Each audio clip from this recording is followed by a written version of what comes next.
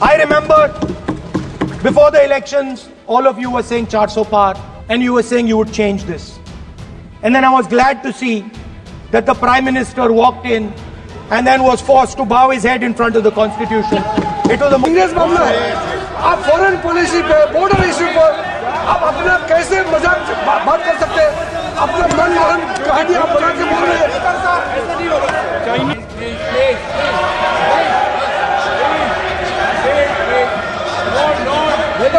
Foreign policy leader of opposition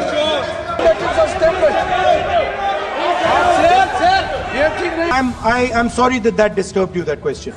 I apologize for disturbing your peace of mind. It's okay. I've apologized. I've apologized for disturbing your peace of mind. I'm sorry. Apologize for lying to the house. थोड़ा serious होना चाहिए leader of opposition को। देश का विषय है, देश के मामले में तो India needs to connect the past, the values of the past. You talk about Sardar Patel ji, but you destroy Sardar Patel ji's values every day. You talk about Ambedkar ji, you destroy his values every day. You talk about Nehru ji, no, you don't talk about Nehru ji. माननीय Shri Rahul Gandhi ji,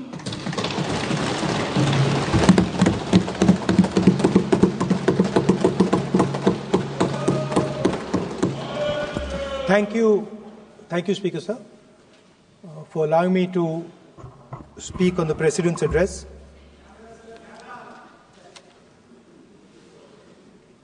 Camera. Thank you. Double thank you, sir.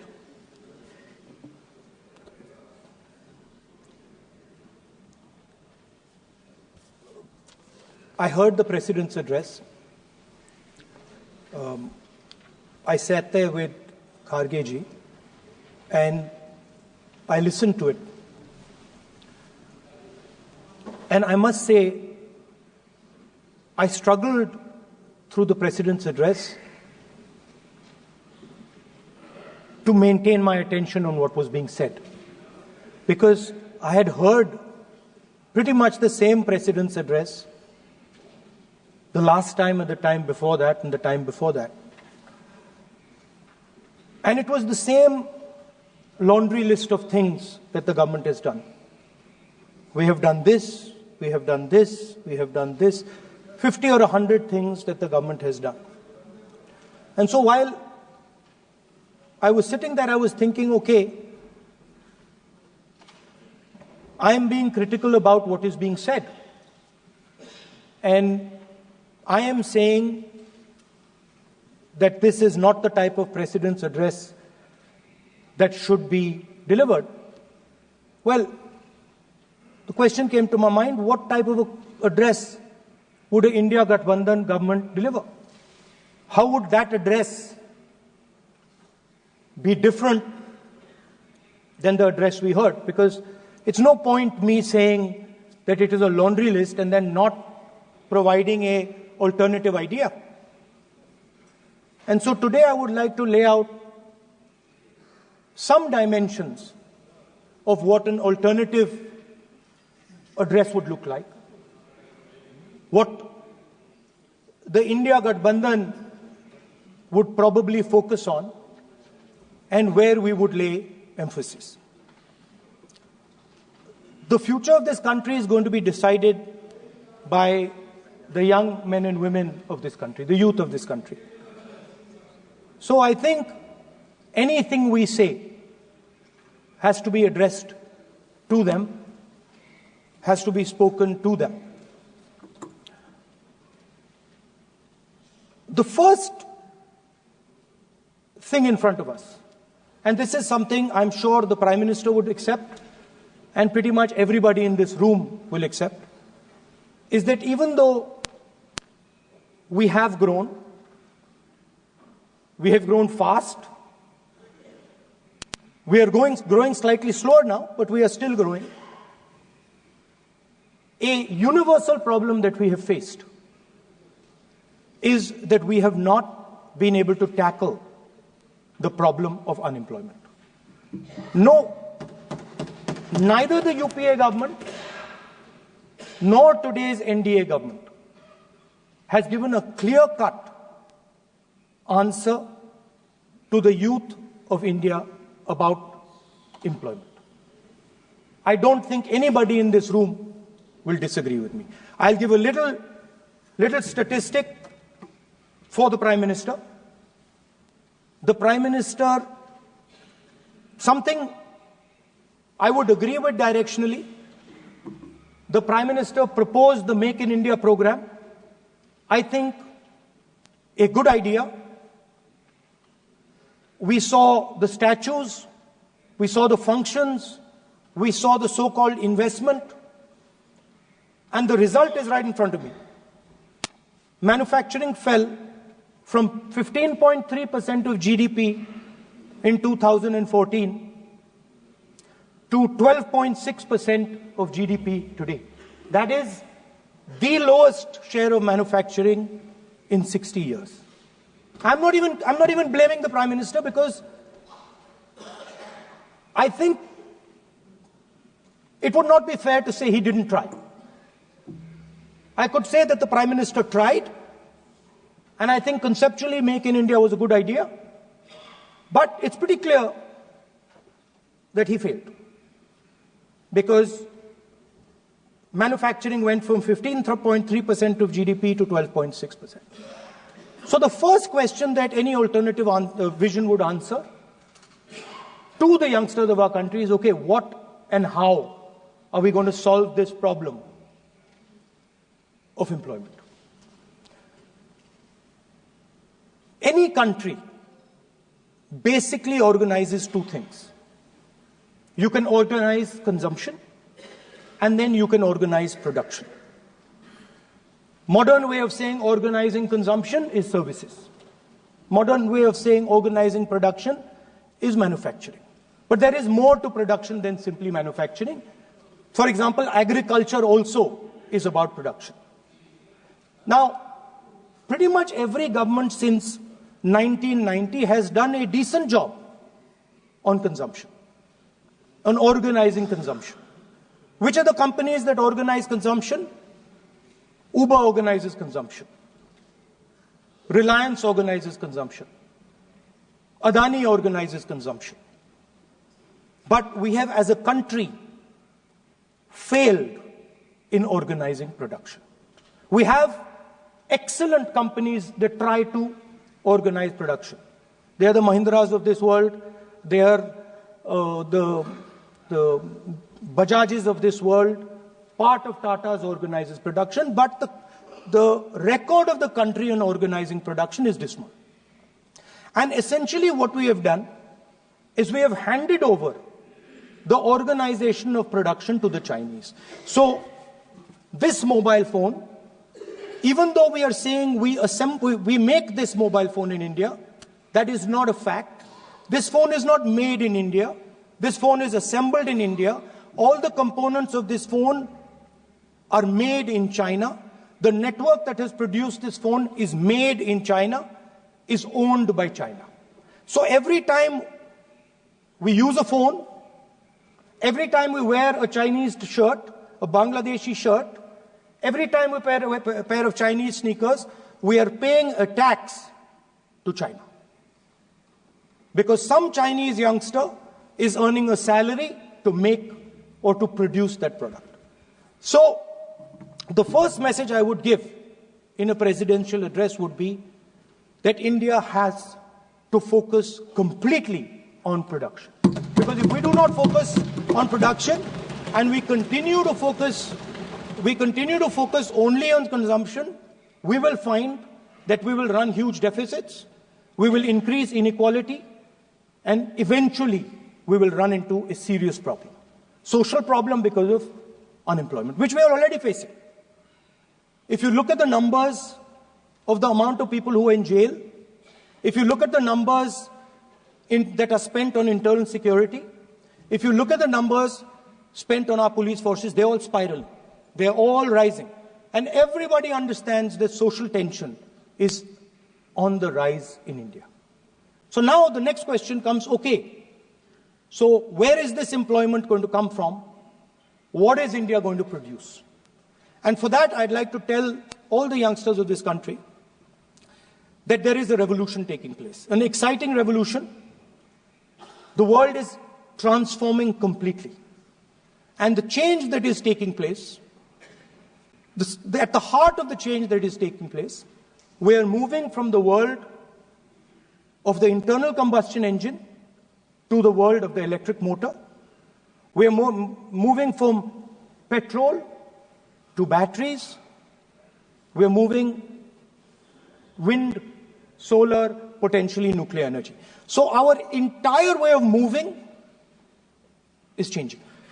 And this is going to change every single thing. It is going to change warfare. It is going to change medical treatment. It is going to change education. It is going to change how we eat. It is going to change every single thing. Now, the last time there was a revolution, called the computer revolution, the government of India had a clear focus. We looked at that revolution. It was the Congress government. We looked at the revolution and we decided clearly that we are going to focus on the development of software. And we rode the wave of that revolution. And today you can see the result. I remember people laughing. I remember people laughing when the computer was being talked about. You mentioned Mr. Vajpayee. I respect Mr. Vajpayee, but Mr. Vajpayee gave a speech saying that computers are of no consequence to India. So, what is important when there is a revolution? What is important is that you understand what are the drivers of that revolution and where exactly do you need to focus, where exactly do you need to sit in that revolution. I said that this revolution is going to change everything. And I want the youngsters in this country to think about it. There is a war going on in Ukraine. The war in Ukraine is actually a war between the internal combustion engine and the motor, the electric motor. The electric motor is inside the drone, the engine is inside the tank. And if you look at what is going on in Ukraine, the tanks are dying by the thousands. And small little drones with electric motors, small batteries, not much bigger than that, are destroying the entire tank artillery infrastructure of both Ukraine and Russia. So the drone is the electric motor. The drone is the battery. The drone also needs to see. So the drone is a camera. In the same way, electric cars, the electric car is a motor. The electric car is batteries. The electric car is cameras. Robots are exactly the same thing. Robots are electric motors, multiple electric motors with cameras, with batteries. And this is what the revolution is going to look like. So there are basically 4 technologies that are driving this entire change in mobility.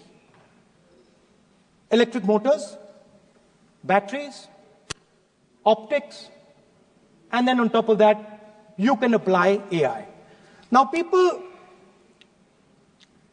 I want to tell the youngsters of this country, people talk about AI. But it's important to understand that AI on its own is absolutely meaningless. Because AI operates on top of data. Without data, AI means nothing. And if we look at data today, there is one thing which is very clear. Every single piece of data that comes out of the production system in the world, the data that was used to make this phone, the data that is used to make electric cars, the data that is used to make basically all electronics on the planet today is owned by China.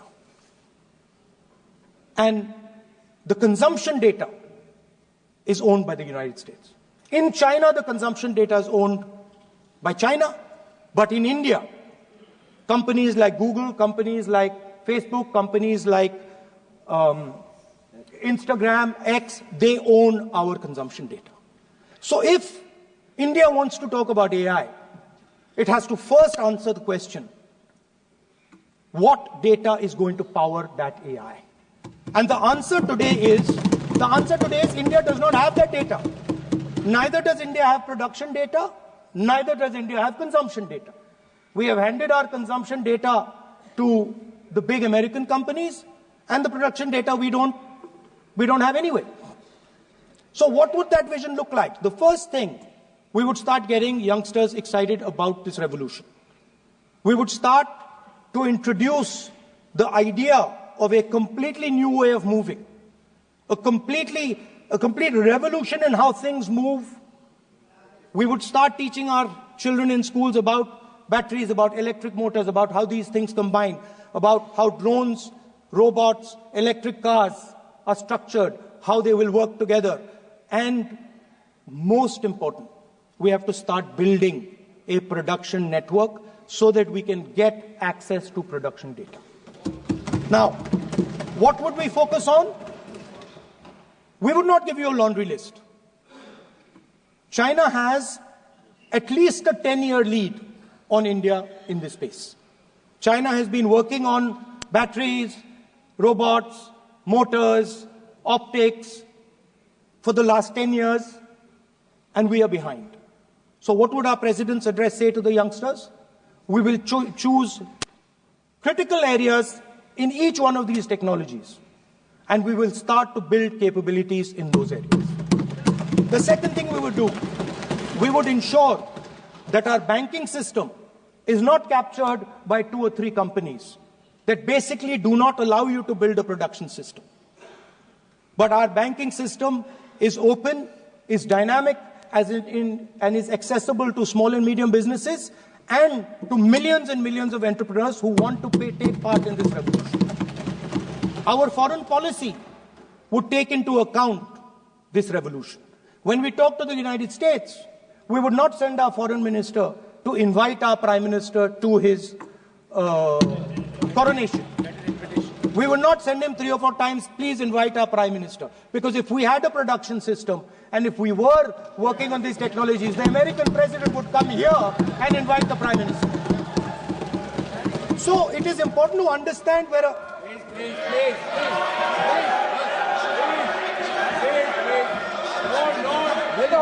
Foreign policy.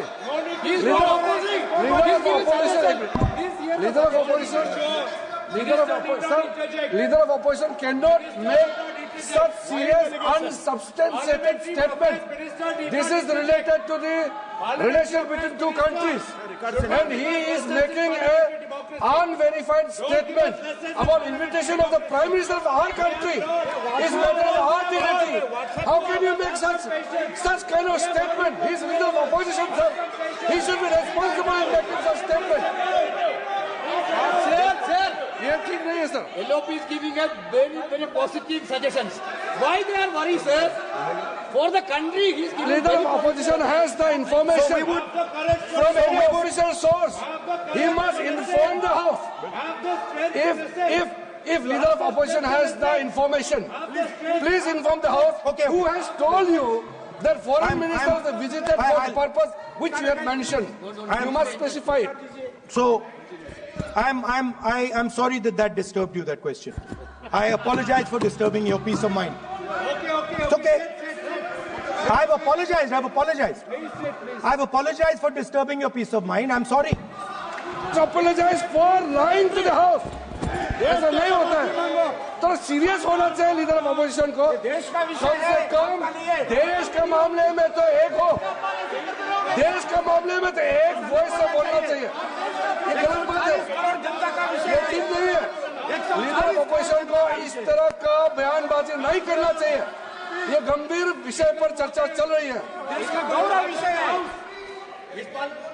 So we would start by telling our young men and women that they have to be at the forefront of this revolution. We cannot afford that the Chinese are at the forefront of this revolution. Number one. Number two, we would ensure that the absolute best experts on these technologies would talk to our students, would talk to our youngsters and guide them on what a future, on what these future technologies are going to do. We would make them partners in this revolution. Now, we talk about defense. And today, we have the Chinese. And the Prime Minister has denied it. And the army has contradicted the Prime Minister. It's true. The Prime Minister has denied it. The Prime Minister has denied it. And the army has disagreed with the Prime Minister that China is sitting on 4,000 square kilometers of our land, of our territory.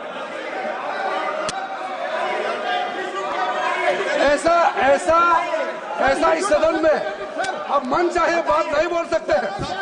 ये बिल्कुल ठीक नहीं है sir. ये serious मामला है। आप foreign policy पे, बॉर्डर इश्यू पर आप अपना कैसे मजाक बात कर सकते हैं? अपना मन गढ़ंत कहानी आप बना के बोल रहे हैं। ये तो बहुत सीरियस मामला है। विदेशी प्रतिपक्ष के नेता जो आप विषय बोल रहे हैं,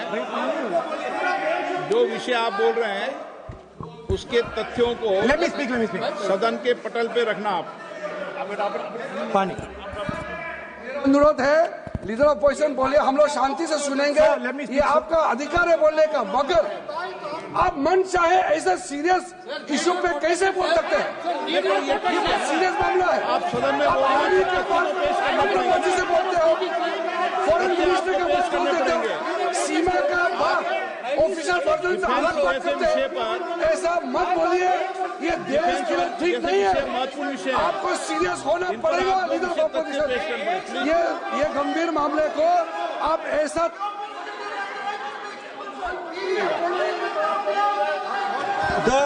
The Prime Minister has denied that Chinese forces are inside our territory, but for some reason our army keeps talking to the Chinese about their entry into our territory, and our Chief of Army Staff has said that the Chinese are inside our territory. This is a fact. This is not invention, this is a fact. Now, but the reason China is inside our territory is important. Because people think that wars are fought between armies and their weapons. But the fact of the matter is that wars are fought by industrial systems. The fact of the matter is that China has an industrial system that is far stronger, far bigger than our industrial system. And that is why they have the guts to come inside this country. The reason China is sitting inside this country is because Make in India has failed. The reason China is sitting inside this country is because India is refusing to produce. And I am worried that India is going to give up this revolution to the Chinese once again. The reason I made this reference is because everything is connected. If and when we fight a war with China, we will be fighting with Chinese electric motors, Chinese batteries, Chinese optics, and we will be buying Chinese motors, Chinese optics, Chinese batteries. It is a non-sustainable proposition.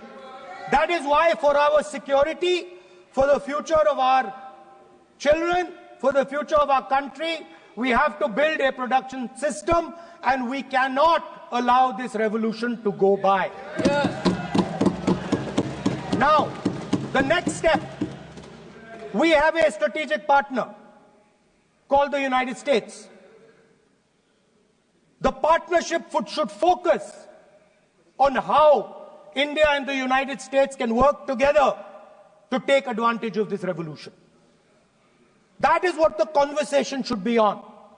Please understand that India is as important as the United States for the simple reason that they cannot build an industrial system without us. They cannot build a production system without us. No matter what they say, the Americans simply cannot do what India can do because their cost structure is much, much, much more expensive than ours. We can build things that the Americans would never imagine. India can do that. So that would be the first part of a president's address. We would talk to the youngsters in India and say to them, we want you to be partners in this revolution. We want to change the Indian banking system so you can have access to it. And we believe in you, we trust in you, and we believe you can take on the Chinese. That's the first part. The second part would be about participation. We have done a caste census in Telangana. And what we have found is shocking. Almost 90% of Telangana is either Dalit, Adivasi, backward, or minority. Almost 90%. And I am convinced that that is the story across the country. I am absolutely convinced that the OBC population of this country is not one less than 50%, possibly 55%. 16% are Dalits, 9% are Adivasis, 15% are minorities. Last budget, there was a photograph. You remember the photograph? Of course. वो मक्खन बांटने वाली, हलवा बांटने वाली photo. मैं हैरान हो गया कि इस बार फोटो ही हटा दी. हलवा खिलाया मगर दिखाया नहीं किसको खिला रहे. प्लीज. तो at the center of any new development paradigm for this country, which runs parallel with the production paradigm I spoke of, which works together with the production paradigm I spoke of, is the participation of lower castes, OBCs, Dalits, Adivasis in the wealth of this country. If we look at the largest corporates in this country, they're all owned. None of them are owned by OBCs. None of them are owned by Dalits. None of them are owned by tribals. If we look at the biggest media companies that support the Prime Minister, every day we see the Prime Minister's pleasant face, smiling face on these media. None of them are owned by OBCs. None of them are owned by Dalits. None of them are owned by Adivasis. This is the fact. So central to any new development paradigm is the architecture of a new paradigm.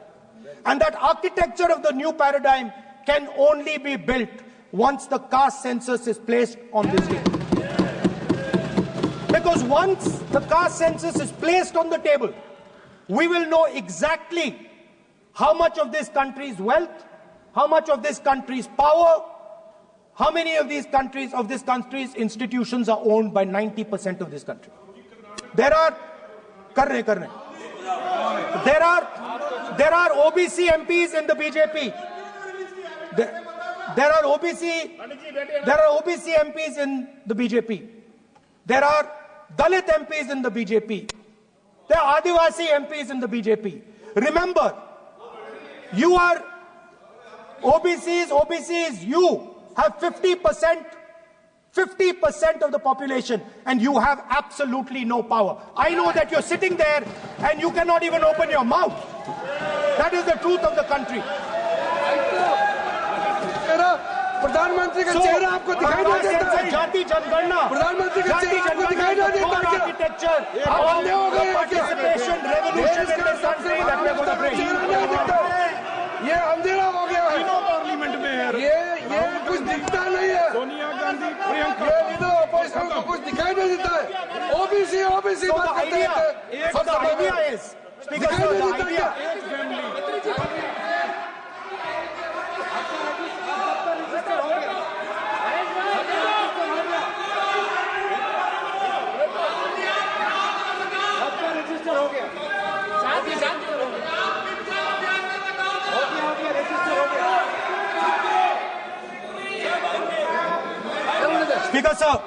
Speaker sir, so the idea is, on one side, allow India and the Indian youngsters to participate in the coming mobility revolution. allow them to participate in building robots, in building drones, in building electronic items, in building EVs, and on the other side, running parallel.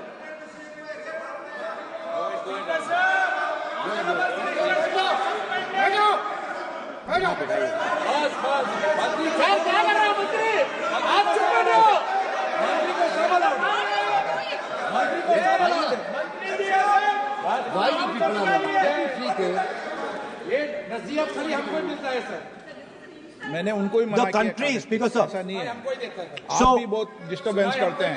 Okay, Speaker sir, so parallel ideas. One idea, participate in the mobility revolution. Whether you're thinking of economy, weapons, production, healthcare, India should participate in this revolution. India should become the master of the electric motor, master of the battery, master of optics, and master of AI applied on top of that production system. Now imagine the power of AI when we apply it to the caste census.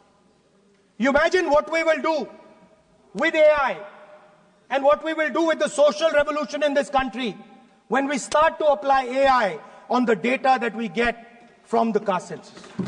So we are going to run a parallel track. On one side, participation, revolutionizing the participation of Dalits, OBCs, Adivasis in the ruling of this country, in the institutions of this country, in distribution of wealth of this country. And on the other side, parallel track, challenge the Chinese and participate in the revolution and defeat the Chinese in electric motors, batteries, solar panels, and wind. So that is the first two parts of any presidential election address that any India Gathbandhan leader would give you. The final, of course, we go back to the Constitution. This, our favorite, just like the production system is a weapon, just like Jati Jangarna is a weapon of transformation, this is what the entire architecture is built on. I remember before the elections, all of you were saying 400 par, and you were saying you would change this. And then I was glad to see that the Prime Minister walked in and then was forced to bow his head in front of the Constitution. It was a moment of pride for all Congress people that we had explained to the Prime Minister and to the whole country that no force will dare touch this. I know that the RSS has never accepted this. Mohan Bhagwatji has said that India didn't get independence in 1947.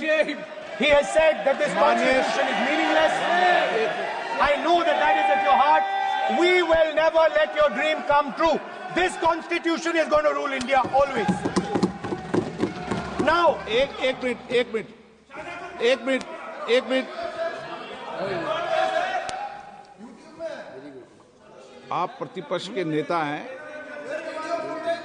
मेरा आपसे आग्रह है कि जो विषय आप रखें वह तथ्यों पर आधार पर रखें, उचित होगा। मैंने आपको पहले भी कहा, और जो सदन के सदस्य नहीं हैं उनकी चर्चा न करें। बताता हूं सर, मोहन भागवत आप नियम प्रक्रियाओं की पालन करें, आपसे अपेक्षा। सर, मोहन भागवत जी ने स्टेटमेंट दिया। मोहन भागवत का statement sir, one second. We will authenticate. Speaker sir, we will authenticate. Speaker sir, Mohan Bhagwat ji made a statement saying that India did not receive independence in 1947. It received independence when the Ram Mandir was inaugurated. We will place that on the table. Now, sir, I would like to mention one small thing, but very important thing. Speaker sir, this constitution is supported by this constitution is supported by the vote of our people. Without the secure vote of the Indian people, this constitution means nothing. Now I want to bring to the notice of this House some data, some information about the Maharashtra election. Very simple stuff. Speaker, sir, between the Lok Sabha election, which the India Alliance won, and the Vidhan Sabha election, the voting population of Himachal Pradesh was added to the voting roll of Maharashtra. Meaning the entire population of Himachal Pradesh was added to the voter rolls of Maharashtra. Please understand what I am saying. In Lok Sabha, the difference between Lok Sabha and Vidhan Sabha was the population of Himachal. The entire population. What? Almost 70 lakh new voters suddenly arrived between Lok Sabha and Vidhan Sabha. Now, the most interesting part, and the Prime Minister is not looking at me. The most interesting part,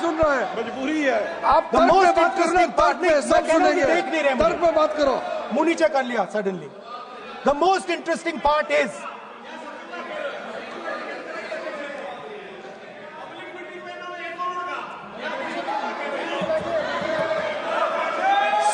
Sir, Maharashtra mein more voters were added in 5 months in Maharashtra than were added in 5 years in Maharashtra.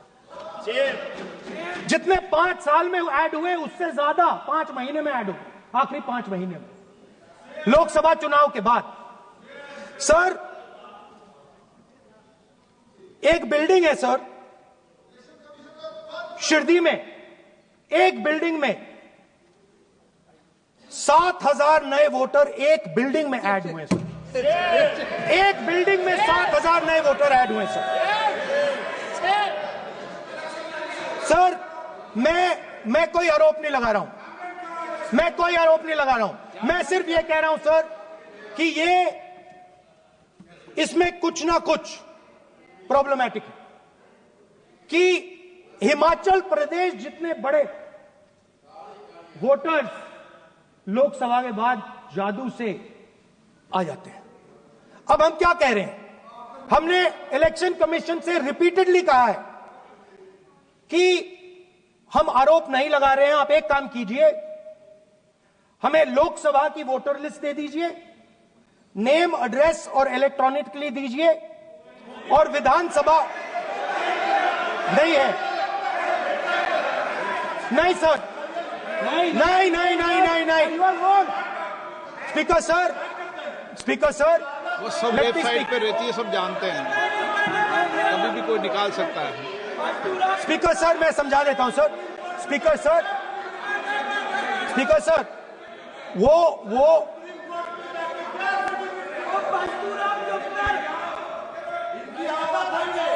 Speaker sir, we have asked, speaker sir,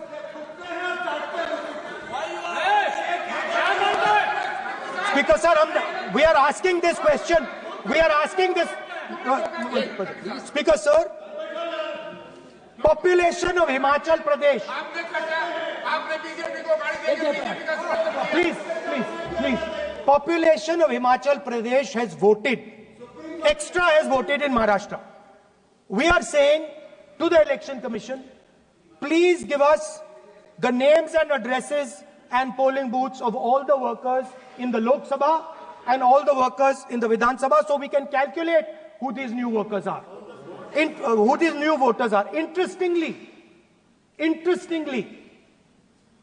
the new voters are mostly in the constituencies that the BJP has swept.